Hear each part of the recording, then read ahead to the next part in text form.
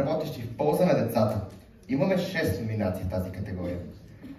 София Франс Ауто за активно участие и принос в подкрепа на деца със специални образователни потребности с Център за специална образователна подкрепа Леда Милева, град Долни Дъбник. Фондация Докова и Доков за бъдеще създава условия за развитие на децата със специални потребности.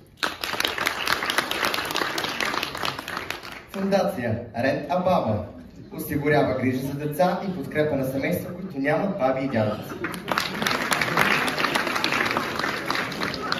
Benefit Systems България Мултиспорт осигурява устойчива подкрепа за деца с увреждания чрез спорт, дарителство и обществен ангажимент.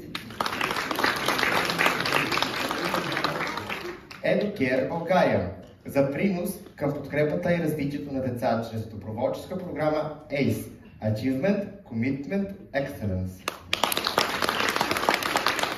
Фондация за доброто изцяло трансформира детски болнични отделения в партньорство с местната общност.